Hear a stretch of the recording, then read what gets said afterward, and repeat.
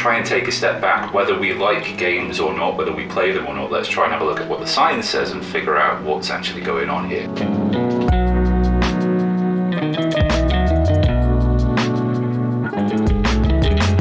Hey guys, I'm Eric Olson and welcome back to the Science-Centric podcast. In this episode, we're delving into video games, a subject that on the face of it doesn't seem very scientific. Sure, there's a lot of technical wizardry that goes into creating these games, but that's not science, it's more like engineering.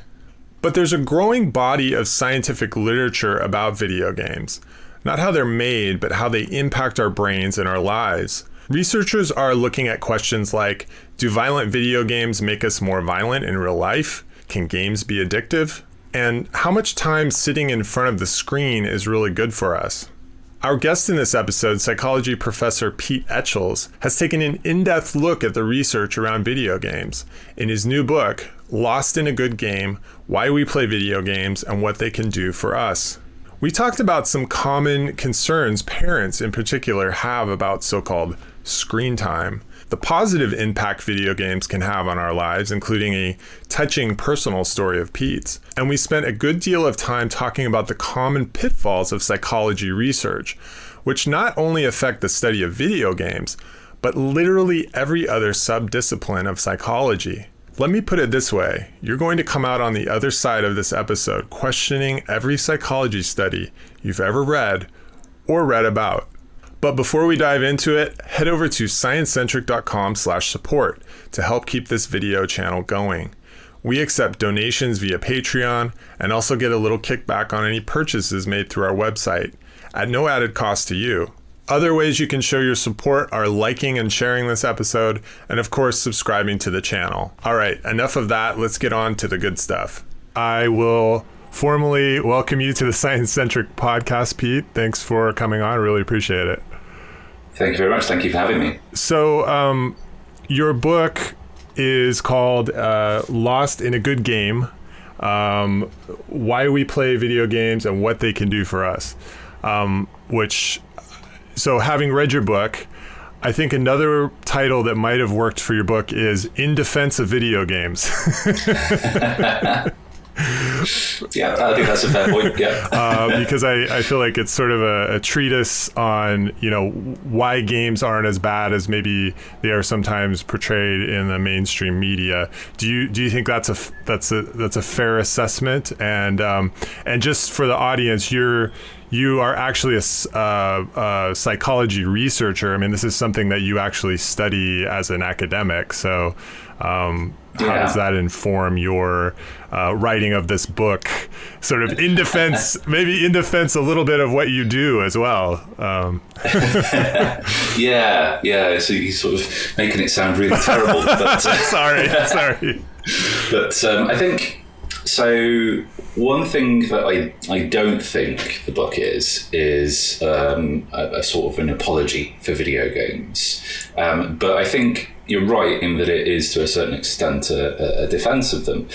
There are a lot of books out there and a lot of commentators who are always too quick to jump to video games being the big bad in society, whatever it is that we're talking about. It might be violence, which is the hot topic this week. It might be addiction, whatever it is. And there's relatively little out there that actually goes, well, hang on a second, let's see what the actual science says. Try and take a step back, whether we like games or not, whether we play them or not. Let's try and have a look at what the science says and figure out what's actually going on here. So that's kind of what I try to do with the book. And yeah, I've been researching video games in my day job for about 5 or 6 years now, I guess. So the book kind of came from that, in a sense that I was doing a lot of science blogging around the same time as well, and I wanted to try and merge the two things, so try and get something a little bit more objective, a little bit more dispassionate, I guess, in a way, out there about video games, so that people can look and see what the scientific research actually says and maybe come to their own decisions about what that actually means for whether they're bad or good for us. I think in writing it, and in particular in writing about how we do research in the realm of video games, yeah, it does come across as a bit of a defense at times, I think, partly because when I tell people that I'm a video games researcher, the first thing that they usually say is, all right, yeah, so you play on your Xbox all day then. Which is true, that is what I do, but I'm doing it for research. But it's sort of seen as a nonsense thing, not a real science. Actually, when you get to grips with this sort of stuff, it's really hard to do good science on the effects that video games have for all sorts of different reasons. It depends on the type of effects or behaviors that you're interested in. But the whole violent video game question and whether that affects, say, aggressive behaviors or not, that's a really good example, because how do you test aggression in a lab? When we're talking about trying to understand whether, if there are certain types of games that, if certain types of people play them, they might be at risk of harming themselves or others, which is a really particularly salient point given what's happened in the US over the past week or so. That's an important question to answer, right? And if you think that video games are involved in that some way, then we've got to try and test that in the lab. The trouble is, what you're talking about happening in the real world versus how you test that in the lab are two completely different things. You can't, from an ethical point of view, give people in a lab a violent or a non-violent video game to play and then stick them in a room with each other and see if they hurt each other. It's a completely unethical sort of experiment to do for obvious reasons. So we've got to use these proxy measures of aggression, things that look like aggression but aren't actually going to cause anybody harm or be dangerous for anybody. And that's where lots of problems creep in. You've got to be quite creative in trying to come up with something that sort of looks and talks and acts like aggression but isn't actually aggression.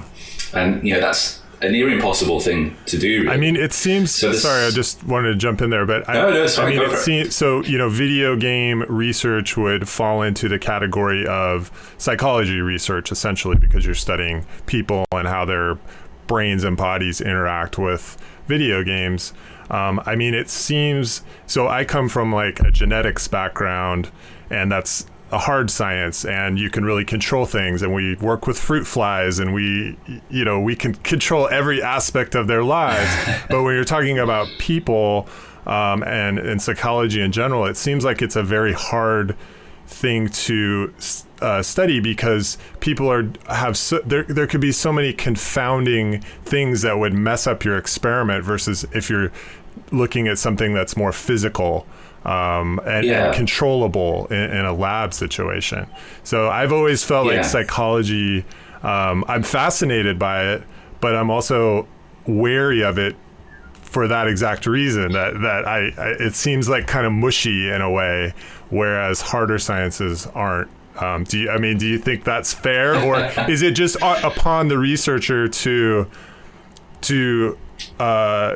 go farther to control all the variables that could confound the experiment? I think you're right in both ways there. I think it is a difficult, messy science, but it is a science. You can do good research in psychology, but you've got to think really hard and really carefully about what it is that you're trying to test, how you're trying to test it, how you're trying to manipulate it, and like you say, how do you control for all those other myriad things that might impact on whatever it is that you're looking at in particular. I think a lot of psychologists start off trying to do that well, and maybe they kind of lose their way sometimes, and that's partly why we're in a situation within psychology where we're finding it very difficult to replicate what we thought were really core fundamental findings, particularly in social psychology. It's so easy to get things slightly wrong or introduce another confounding variable, or even things like have participants screw up your experiment for you. So there are there's a well-known effect that if a participant figures out what you're trying to do with your experiment, then they can start doing things like they'll try and so if they think they've figured out that you're looking at the effects of violent games on aggression, one thing they might do is go, oh, they're trying to see if I'm playing this violent game and it might make me more aggressive, so I'll say that I'm really aggressive on the measure afterwards. They're not actually feeling aggressive at all, but they think that's the answer you want, so they're trying to be a good participant. But you can get the opposite as well. It's called the screw you effect. Yeah. So this is more often what happens with these sorts of experiments, that they go, this idiot's trying to figure out whether violent games cause aggression. I really like games and I don't want him to see that, so even though I'm really angry, I'm going to pretend that I'm not aggressive at all, and it just completely skews the results. So it's very hard to kind of tease those sorts of issues out, and that's coupled with things like a lot of experiments, either due to just the sheer time constraints or the financial constraints of the way that scientists, psychologists do their experiments. They don't test very many people. So if you only test, say, 20 or 30 participants in these sorts of social psychology experiments, this is a bit oversimplistic, but as a general rule of thumb, those small sample sizes mean that you're introducing quite a lot of noise into your data. Invariably these studies are on psychology undergraduates at universities who are they're weird, which is that they're Western educated, they're from industrial backgrounds, they're democratic. Yeah, it's an acronym. I didn't realize that. Yes, yeah. So there's a paper out there that says psychology participants are weird, but the point is that they're a fairly homogenous group, and what tends to happen with these sorts of studies is that people try to generalize to the rest of the human population from these very small studies on very specific groups of people, and it's maybe not the best thing or the right thing to do. So just to back up to one thing you said, I mean, it seems like the best about people reporting how they're feeling or figuring out how the experiment what the experiment's trying to find, it seems like the best experiments almost have to trick the participants into thinking that they're participating in a study that's completely different. So they can't guess those things, so they can't skew the study in some way, right? So that's one way of doing it, definitely. So you try and make it so deceiving that they think it's about something completely different. I would maybe say you could go a step further than that and say probably the best sorts of experiments, which are the hardest to do, are the ones where even if a participant figures out what it is that you're trying to do, they can't game it. So, it might be like a reaction time task where if they figured it out and they're trying to manipulate their own results, they would do it in such a haphazard way that it would be obvious to see that in the data. Their reaction times would be ridiculously slow, or they'd just be at ceiling level in terms of their effects. So there are some sorts of studies out there. It's something that I've been trying to do in the realm of violent video games and aggression. So trying to come up with a new measure of aggression, again, another proxy measure of aggression, whereby it's basically a sort of face perception task where you're trying to look at make decisions very, very quickly about whether a face you're presented with is ambiguously happy or ambiguously angry. And if people try and game that sort of experiment, it's really obvious from the data, so you can remove that particular participant. So if you can come up with paradigms and methodologies like that, I think that's a really good thing to do. But it really depends on the sort of question you're asking and what area you're looking at. Really. It doesn't always work for everything. So even if you have a decent sample size, you have come up with a sort of heterogeneous sample, so they're not weird, as you said, and you've designed this experiment correctly. As you alluded to, there's this sort of big problem in psychology, which is what's called the replication crisis. And having worked in science on large genetic studies, the way we would refer to it as a fishing expedition. So you would accumulate a bunch of data, and then you would go fishing for an analysis that would give you a result that was interesting in some way. I mean, is that a fair way to represent this replication crisis and an issue with this bias within psychology?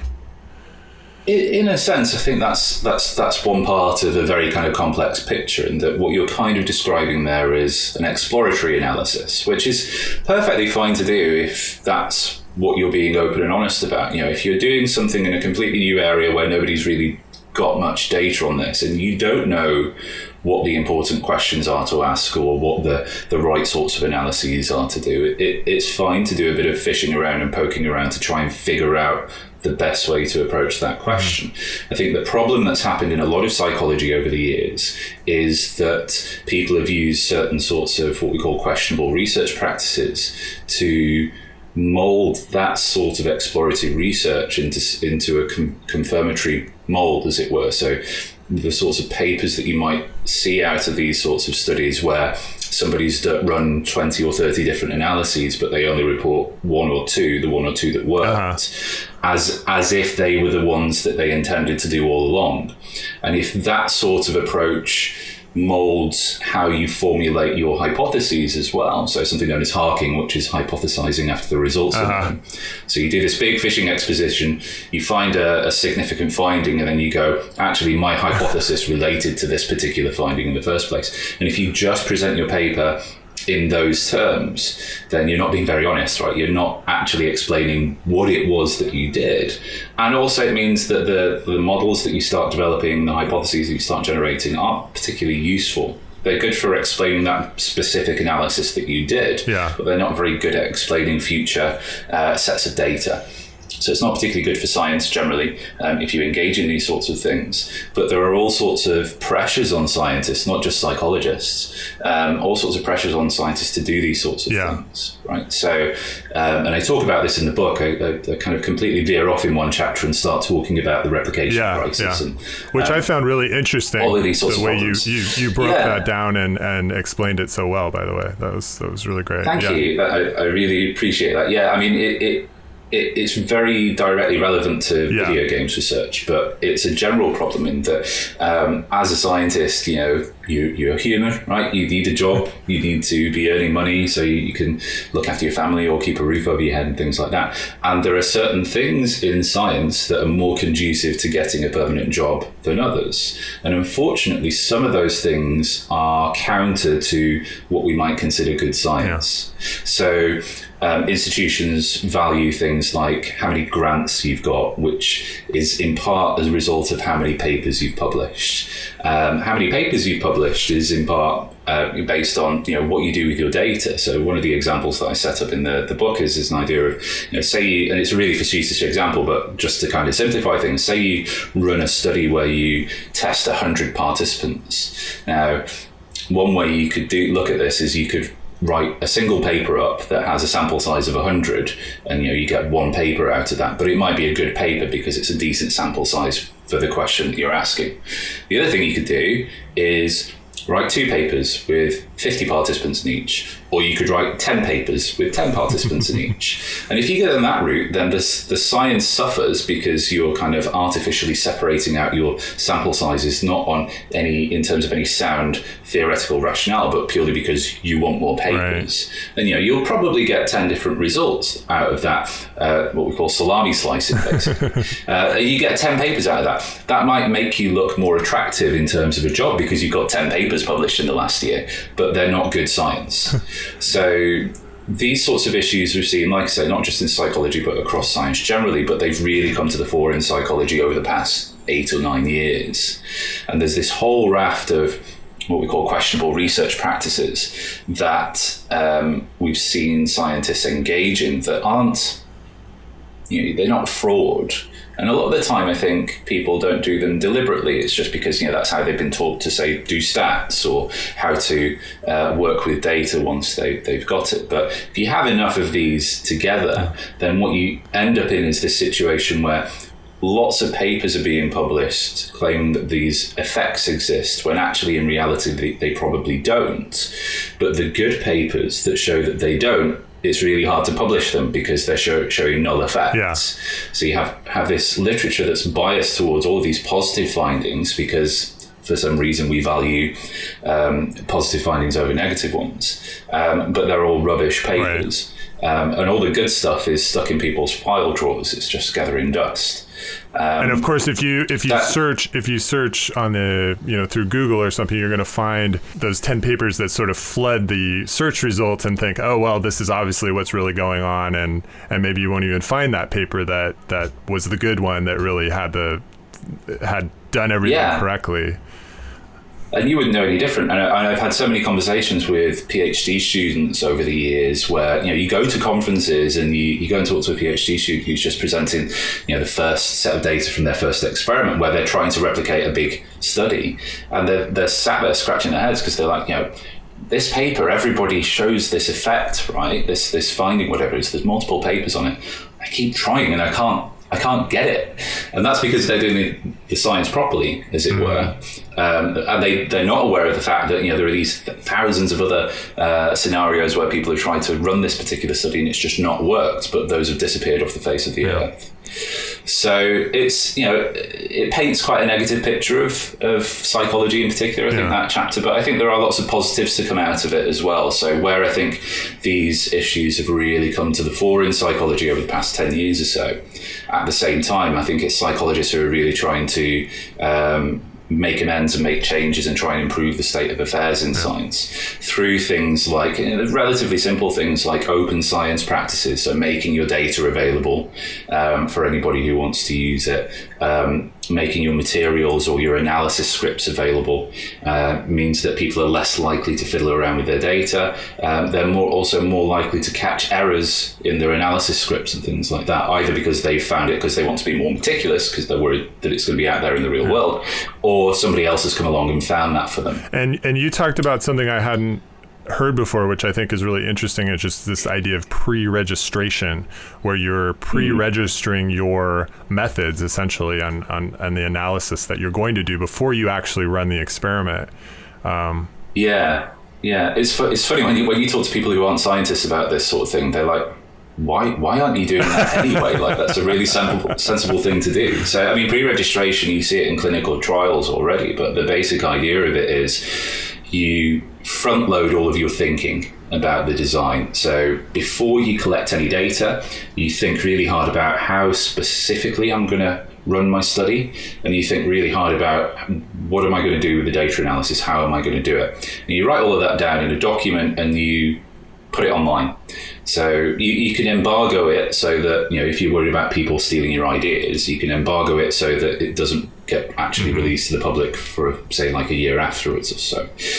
Or you could just make it completely open because there are relatively few instances of that sort of thing happening. But it's all time-stamped, so people know that you actually came up with this before you ran the study.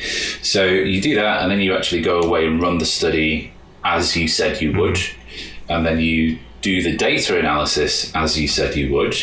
If during the course of doing all of these things you realize actually there's another analysis that I should be doing, really, that's absolutely fine. You can do that. You're honest about it. So in your results section you say this is a post hoc exploratory analysis. Basically, this is something that I came up with after the fact. So here's the stuff that I said I was going to do. Here's some extra bits. And then it kind of leaves it up to the reader or the reviewer to make judgments about that, rather than making it possible for scientists, inadvertently or not, to go down this route of, that's the analysis that I should have done, I'll just report that one. Do you think that doing, is there some guarantee that the research will be published at that point if it's pre-registered? Or because what if the result is a negative result? Is it any more interesting to journals to publish it at that point, or how does that work? So there's two ways of thinking about this. One is sort of general pre-registration. That's a big debate that's happened over the past few years, in that, if what's effectively going to happen with these pre-registered studies is that they're just going to show a bunch of null results, that's really boring, so they're not going to get published. Actually, we've seen quite a few journals really push for pre-registration as a mark of quality, as it were. So there are certain journals that will provide various sorts of badges, sort of quality sealed badges, depending on whether the data's open or it's been pre-registered and things like that. So it's a good thing in that sense. There's a specific type of paper called a registered report, which is offered by a few journals. So Royal Society Open Science is a good example of this. And what happens with a registered report is that you pre-register your study, you write up the proposed methods and analysis, and then you send that to the journal, and that gets sent out for review. So before you've collected any data, it will go out for peer review. It's actually a really nice process because as a reviewer, you get to actually make suggestions or decisions before anybody's actually run the experiment. So in the classic model of science publishing, when you as a reviewer get the paper, it's already been done. So you kind of, sometimes your comments are things like, you did that wrong. Oh, tough luck. Right. Whereas with a registered report, you can say, well, I think maybe this would be a better way or a more robust way of doing the analysis, or maybe you should include this, and blah blah blah. So that goes through review, and if it gets accepted, the paper gets locked in then. So providing you do the study in terms of the methods that you propose, and you run the analyses that you say you're going to run, it will get published, whatever the results show. So rather than the emphasis being on novel or exciting findings, the emphasis is on good, strong methodology, which is what we want in science. You want to focus on the methods being right, and you don't really care what the results show, because you can be more convinced that those results are correct, whatever they are, if you've done the study right itself, rather than being blindsided by amazing, novel, interesting, unique findings that are really quirky, but invariably just statistical artifacts. Right. I think registration, registered reports and pre-registration, they're not a panacea for everything. They're not going to fix every aspect of every problem in psychology, and nor are they necessarily the right sort of journal format for all types of scientific sorts of studies and experiments. But I think they're a really good start, and I think it would be nice to see them more widely adopted. Okay, so now that we've completely ripped psychology apart as a discipline, maybe we could talk a little bit about some of the concerns that people have about video games in particular. Sure. So, in full disclosure, I have a 7-year-old son who is obsessed with Minecraft at the moment. Okay. And pretty much all he talks about. And if there's a lull in the conversation, he'll say, "Hey, do you know how to do this in Minecraft?" And his mom and I will be like, "Well, no, we don't, because we don't play Minecraft." So. But I think, I think a lot of the concerns come from parents in particular. And one of the concerns is just, it's with video games, but it's with all the other digital consumption that's going on with TV. You have movies via Netflix and other companies. You have, texting, video games, computer. Tablet. It's endless. Should we be concerned about our kids' time that they're spending on interacting with screens and not interacting with the 3D world around them? What does the science say there? I think so. I get where you're coming from in terms of, so I do scientific research on this, and I know quite a few people who do scientific research on screen time generally. And if you look at the best research that we have that compares amount of screen time with things like well-being, really there's nothing to worry about there. Like, it's not that this is the big bad that's melting kids' brains. But I get from a parent's perspective that if you have a scientist that comes along and says, well, from longitudinal studies that have followed thousands of people, there's nothing to worry about, that's not actually helpful, because from your point of view, you've got, if you're having fights with your kid because they want to play Minecraft or Fortnite all the time, or they're not getting off their phone, a scientist come along and say there's nothing to worry about, it doesn't really help in those specific instances. Right. But I think we should take heart from those longitudinal studies. So generally, the big scare stories that we see around screens, that they're really bad for kids, they're really bad in terms of isolation, and they make them more depressed and things like that. There's not much evidence to suggest that that's the case. I think that doesn't mean that we shouldn't be worried about things, or that we should be completely uncritical about them. I think it's important that we take quite a nuanced view with screen-based technology generally, and video games in particular. Insofar as, if I had a 10-year-old kid, say, I'd be perfectly happy with them playing video games as long as they were under my direction and I knew what they were playing and when they were playing it. I wouldn't just give them unfettered access to whatever they wanted, whenever they wanted, and have no knowledge of what it was that they were doing. Yeah. In the same way that I wouldn't do that with a movie. So, I talk to parents about this quite a lot, and they say, the games are just bad for kids, right? And you end up moving the conversation down to, well, would you let your 10-year-old kid watch an 18-rated movie? And of course the answer to that is no. I'd never even dream of doing that. Then you go, well, why would you let your 10-year-old kid play Call of Duty then? Because that's got a mature rating. It's not aimed at that age demographic. Yeah. But for some reason, sometimes we have a blind spot on video games. They're seen as a childish thing, therefore it doesn't matter. Like the age ratings on them, you can ignore those.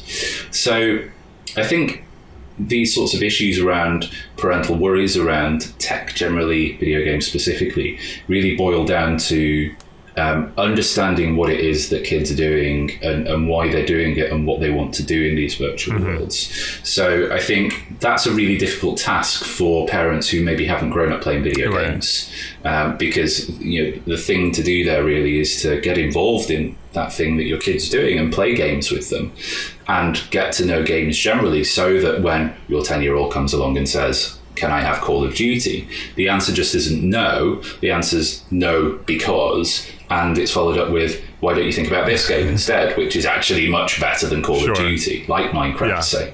And you can have a much more productive conversation about it. I think we're seeing increasingly a generation of parents who did grow up with video games who are having those sorts of conversations, which is great. But I get that it's really, really hard for parents who maybe weren't in that position when they were younger. Yeah. I think things like, very often people who are worried about tech and don't really have much experience or interest in it will often want to default to wanting some sort of guidance on, say, a time limit on them. So they would want an advisory body to say, your 5-year-old should have no more than X hours of screen time per day, 2 hours per day, so that they can use that sort of rule in perhaps an authoritarian way. Interestingly, in January in the UK, a body called the RCPCH, which is the Royal College of Paediatricians and Child Health, Paediatrics and Child Health, issued some guidelines around screen time. And they were really good, actually. They were talking about the sorts of things that I've already talked about. So they were encouraging things like, making sure that you have dinners around the dinner table, and putting the phone away when you're having that kind of social time with your family, talking about video game use, getting involved in video game use with your kids. And what they didn't have in there at all was any form of time limit suggestion. And actually, at the time, a lot of parent groups and teacher groups were really annoyed with that, because they were like, why are they being so weak about it? Why are they not being heavy-handed and saying no more than 2 hours per day? And the reason for that is that there's zero evidence to suggest that anything like a limit works. We have some evidence, actually, that it spectacularly doesn't work. So in South Korea, for instance, there was something known as the shutdown law, which was enacted in 2011 to try and stop teenagers from playing on the internet overnight. So there was a curfew between the hours of midnight and 6 a.m. because there's a worry that teenagers weren't getting enough sleep. That law had the effect of actually increasing the amount of time that kids played online games during the day. They just shifted it to earlier in the day. And the net effect on sleep was that they were getting on average about 1.5 minutes more sleep per day. So it just didn't work because there wasn't any evidence for it. So there is some emerging evidence. It's really, really kind of early stuff, but some emerging evidence that suggests that, rather than thinking about things like time limits and trying to impose those in a relatively authoritarian way in the household, trying to engage with kids collaboratively about their tech use and how and why they're using things is probably the way to go. So there's some evidence that if you try and do that and say, I think or I feel that this isn't a good thing because of X, Y, Z, how do you feel about it? How would you feel about me saying that you couldn't have it for more than an hour or blah, blah, blah? What you tend to find, some studies that have done that sort of thing, and what they've shown is that you tend to find that kids will still rebel. They'll still do stuff that you don't want them to do anyway because they're kids, but they're less likely to hide their tech use. And I think that's the important thing. You really don't want to get into a situation where kids are hiding what they're doing online from their parents so that they don't even know that they're online. And that's where there's sort of real cause for concern, I think. Well, and in our household, we've limited screen time to two hours. That seems to be a good amount of time to, sort of interact and engage with the game and get into the game, as it were, without it sort of interfering with other activities. And you know, I think also that there's and the episode just before this one, I talked with a neuroscientist, and you know, talking about why being bored is an important thing as well, because a lot of creativity comes out of that. So if you're just filling the time with video games, then maybe and often what we'll hear is like, well, I'm bored, I want to play Minecraft, you know, and it's like, well, you know, you need some time to be bored, because sometimes you come up with these great ideas of things to do, you know, that you wouldn't normally have thought of. So I think, yeah, I mean, I think like, I understand what you're saying about the harms being probably overblown and sort of that Luddite mindset that, oh, any technology is bad. And you know, I see it as a nice sort of like an extra that can kind of, you know, enhance learning and you know, what am I trying to say? That can actually spark creativity in a lot of ways, in the same way that like playing with Legos would, you know, especially with Minecraft, I see a comparison there, but also, you know, it's okay to be bored, I think. And maybe that's, people fill those little spaces in their day with all kinds of different media that they would normally be generating, you know, great ideas, you know. So that would be my concern, I guess, with video games. I think not everybody has really good ideas when they're well, bored, that's true too. And you can be bored playing video games as well, right? So that kind of comparison that you make with Lego, you know, I think is a really good one. In that, you know, you can play Minecraft for a bit, and there's no end goal with Minecraft. You kind of do whatever you want in the game, right? But you can get bored in Minecraft. I played Minecraft and I've been bored. I've kind of just started chopping trees down. I've been like, I really want to do this. Is there anything else I can do? And that's when, you know, I've gone on to build a massive pyramid with all sorts of weird and wonderful tunnels inside it and stuff. You know, completely useless, pointless stuff that I'll never come back to again. But, you know, it's a form of creativity. Yeah. So I think you're right, though, in that boredom is a really important thing to be able to do well. You know, it's actually okay to sit and do nothing. And there is a risk with a sort of always connected society that people will just always pick up their phone. And I think the thing that I really worry about in that respect is when it comes to smartphones and mobile gaming, that there's this plethora of games out there that are really designed to fill those few minutes gaps during the day, you know, when you've got nothing else to do, or if you're waiting for a bus or a train and things like that.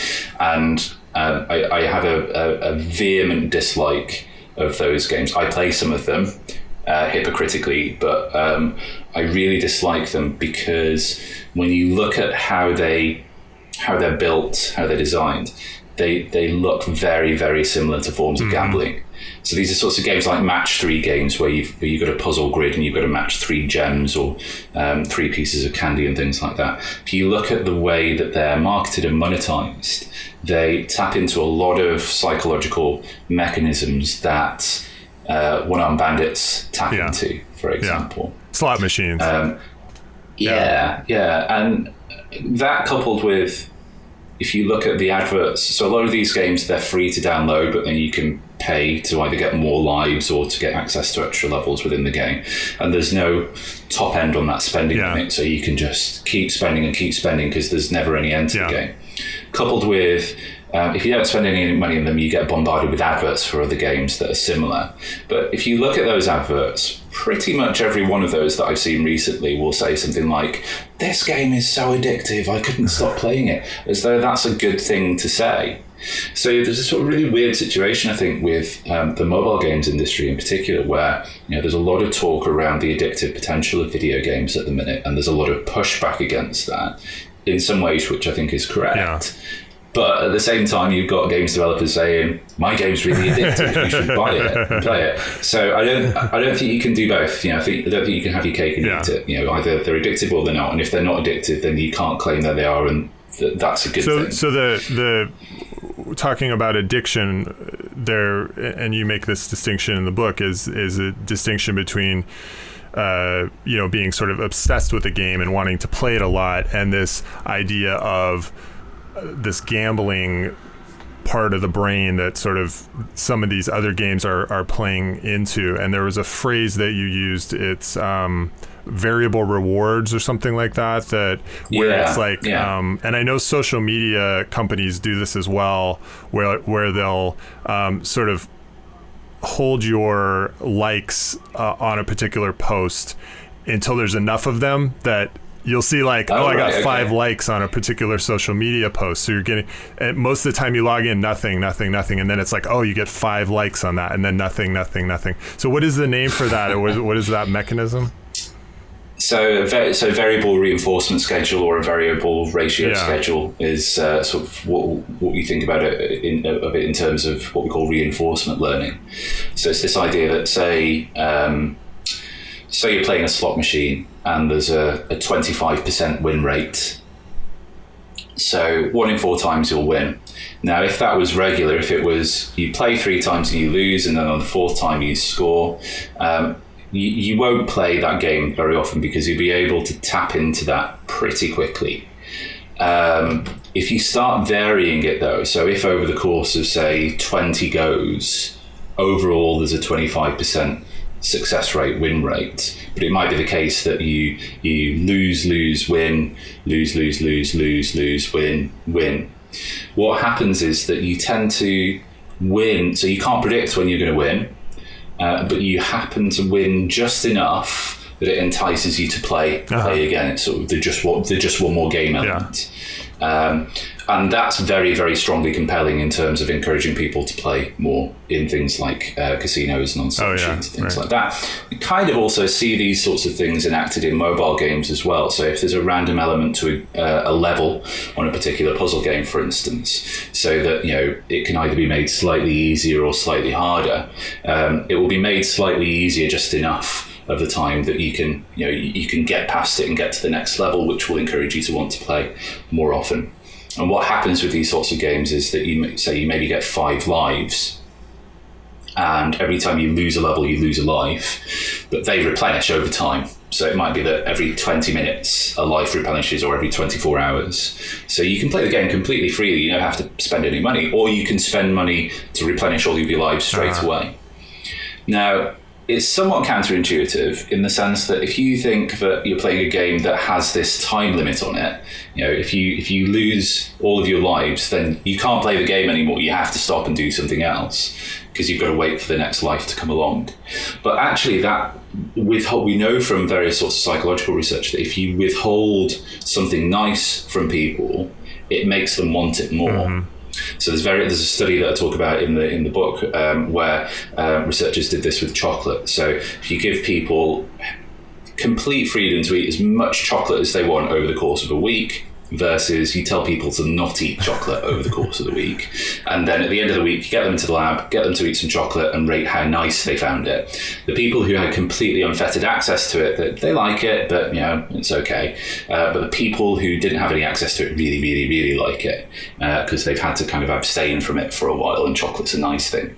So translating that into mobile games, even though you're withholding people, you're stopping people from playing the game, and you can argue, well, that's meaning that they're having a natural break. Actually, it might make them more likely to spend a little bit of money so they can play again now, so they can fill up their lives straight away. So I started playing this game called Dino Hunter. I don't know if you're familiar with that, which is a mobile game. I've not seen that one, no. And it's a very similar idea. So it requires you to keep upgrading your weapons, your like shooting implements, and you can either wait to get the upgrade to play the next level, or you can pay X dollars in real money to get the upgrade and play right now. So it's kind of the same idea that Yeah, and invariably what you find with these sorts of games is that actually you're not spending money to directly unlock that thing. What happens is that you'll say spend $5 to get 50 gems or 50 gold coins, and then you can spend 10 gold coins to buy this thing, whatever it is in game. And again, it's a very similar parallels to what you see in casinos, in that you don't gamble in a casino with money, you gamble with chips. And what part of the reason for doing that is that it dissociates you from the monetary value of what it is that you're doing. So a chip, you will see that it's a $10 chip, but that's a very different thing in my mind to a $10 note. And it's the same sort of thing in these sorts of games, in that, we can attach a monetary value to $5 in my account, but it's very different to what we feel about 50 gems or 500 coins or whatever. So all of these kind of tricks and tactics you see come together almost in a perfect storm in mobile games. So they're doing this double whammy in terms of they're invading that very precious boredom time that we have during the day, but also they're tapping into these sorts of mechanisms that can lead some people, if they're potentially susceptible to it, to problematic gambling behaviors. I mean, how though is that different from, say, just a game that is rewarding you with points or something for completing a level or destroying an enemy? That, I mean, you're obviously getting some kind of psychological reward from that as well. Is there a real difference there, or is it just that in one case, real money has been attached to it versus, some kind of digital points or something like that? It's a really good question, actually, a really good question. I think this is where a lot of scientists and policymakers are finding difficulty in trying to pin down what the issue is. So I think there are some scientists out there that would definitely say yes, any game where basically the objective is to score the highest number of points as possible, then you can effectively treat points as pounds or dollars, right? So they can potentially be problematic in a similar sort of way. I agree with that less, I think. I think these things aren't all or nothing. It's not like a black or white thing that a game is either addictive or it's not addictive. I think there's a massive spectrum, depending on how the game is implemented, what types of specific mechanisms are in play in the game, how it's monetized and things like that. And if all of those things come together in a certain way, then you could argue that this is a potentially problematic game. I'm of the view that I don't think games are addictive. It's more that there are certain types of mechanisms that can be implemented in games that are addictive.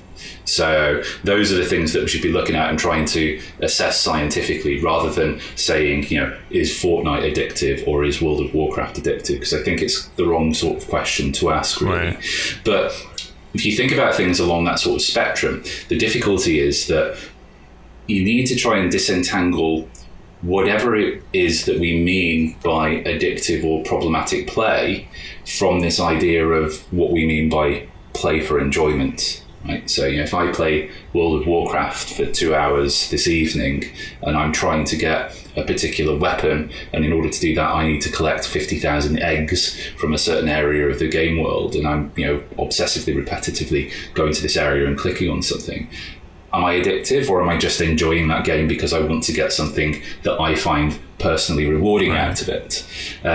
So maybe thinking about games in that sort of way isn't helpful in trying to distinguish whether they're problematic or addictive or not. What we need to do is look at the broader picture of why are people engaging in certain forms of gameplay, what else is going on in their life around them, is their gameplay secretive, is it causing them harm, is it causing them financial distress, all of those sorts of things. And if the answers to all of those are yes, then we can be more convinced that we've got something that looks like a game addiction.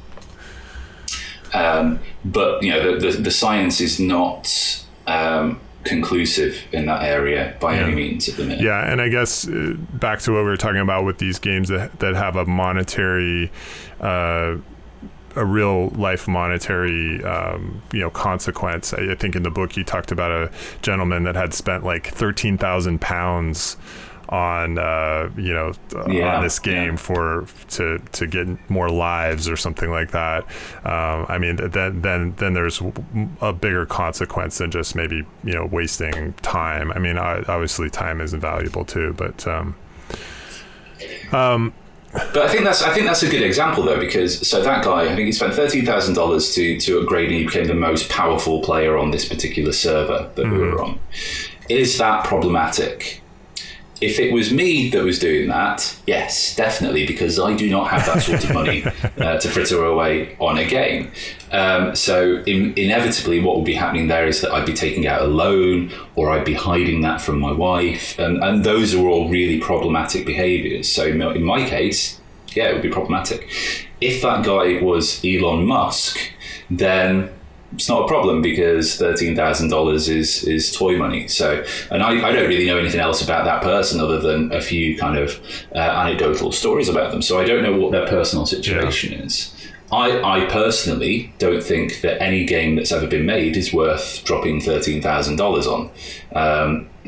It's just a ludicrous amount of money to me. But if it's something that you can afford and it's well within your realms of possibility and it's not going to cause any harm, then it's not a problem. And this is where this issue comes in. You can't just... What you kind of want to do sometimes as a scientist is simplify some of these, create a questionnaire so that, if I score more than 50 points on this questionnaire, then I can say that I'm addicted to a video game. And you want the questions to be relatively simple. So they might be things like, how much of your time during a day do you spend playing video games, so you can get a quantifiable number out of it? How much money do you spend on video games per day, so you can get a quantifiable number out of it? But that's whether that has a meaningful negative or positive effect or not is different. Right. So to know how disruptive that is to somebody's life, you would have to know the context, is basically what you're saying. Yeah. In the same way that, if you had a drug addiction, it would be the similar thing. If you were a bazillionaire and you had a heroin or a opiate addiction, it probably wouldn't be that disruptive. You could maintain that for for many years, and whereas if you don't have a lot of money, then you'd end up committing crimes to feed that addiction or something. So that makes sense. So to bring it back to my situation, because hey, let's just talk about me now and my family. But my son, another debate that we have in our house is about Fortnite. So Fortnite, for the audience, if you're not familiar with it, it's a first person shooting game. It's also it has a lot of comedic elements to it. It definitely looks like something that would appeal to kids in a way, even though it's a somewhat violent game. So our concern with that is that he would be playing that him playing that game would lead to aggression in the real world towards his classmates, or he would act out in some way at school that he would think that was appropriate.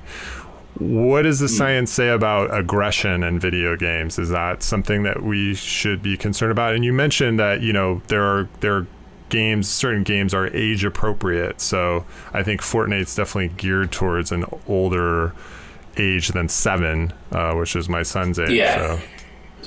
Yeah, definitely. So I think that's the first thing to say about these sorts of games is that, things like Call of Duty and Fortnite, they do need to be directed to the right sorts of age groups, and I don't think it would be appropriate for 7-year-olds to play those games necessarily, unless they're under kind of parental guidance, in the same way that you wouldn't let your kid watch a 15-rated movie unless you knew what the movie was and you were happy watching it with them, and those sorts of things.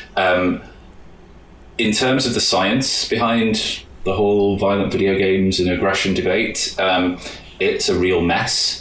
So it kind of goes back to that thing that we were talking about earlier, in that it's really hard to measure aggression in a meaningful way in the lab. But also, more than that, psychologists have done a pretty poor job of defining and operationalizing what they mean by violent video game. So if you think about a classic sort of experiment in this area, what you might do is get a group of people to play a violent game, a group of people to play a non-violent game, and then have some sort of aggression test later on. You want to see whether the levels of aggression differ in those two groups. And if they're higher in the violent game group, then you can, assuming that they don't differ in any other way from each other, then you can make a causal inference that it's the violent game that's caused that increase in aggression. The problem is with a lot of this research, the games that you pick for those two conditions are important. So you might pick something like Fortnite or Call of Duty for your violent game. What do you pick for your non-violent game? Well, you could pick something like Tetris or Candy Crush or something like that. But those games differ from each other in ways other than being violent or not. So compare Tetris to Call of Duty. So one's a puzzle game, one's a shooter game, one's 3D, one's 2D, one's fast-paced, one's not, one's competitive, one isn't, and all these sorts of things. So it might be that one of those other factors drive the effects that you see. Right. So trying to get comparable games is actually really hard. It's just as hard as trying to come up with a decent measure of aggression. Anyway, this is dodging the question. The question that you asked is, what do we know about it? And really the best evidence that we've got at the minute seems to suggest that there are associations between playing violent games at an early age and later levels of aggression. They're really small, they're really weak associations, and they're not really that much to worry about. There are other factors that will have much more of an impact on whether somebody's going to be aggressive or violent as a teenager than whether or not they played violent video games earlier on in their life. Now, you could get 100 other scientists on the show who would say completely the opposite thing. They would say, no, the research is unequivocally showing that violent video games do cause aggression. And this is where the problem with the literature is. So the most widely used form of aggression measure in this area is something called the competitive reaction time task. And I'm not going to talk about it too much, but if you want to learn about it, you can read my book.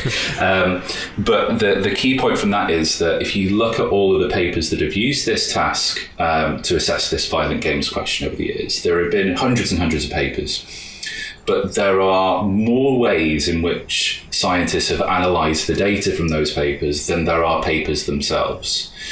And what that practically means is that if you take a single data set from one of those studies and you analyse it in all of the different ways in which you can see in the literature, you can show anything from violent video games definitely causing aggression to violent video games definitely not causing aggression, which means that your result, your finding, has nothing to do with any form of signal in the data. It's entirely down to the decision that you make about your analysis method. Which brings it back. All of these problems. Brings back to what we were talking about at the onset of this. Yeah. So when I say the best evidence suggests that there's not much to worry about, those are the studies where they've been pre-registered, the data's openly available, so we can be a little bit more sure that their methodologies are robust. Mm-hmm. Okay, well that's good to know. I don't think my son will be playing Fortnite anytime soon, but no, there are other much better games than Fortnite to play certainly for a 7-year-old. Okay, I just want to be mindful of the time. I think we've gone for a whole hour, but this is so interesting. Why don't we end on a positive note? So sure. There's a lot of concern about video games. There's a lot of concern about the harms that screen time and interacting with computers could have.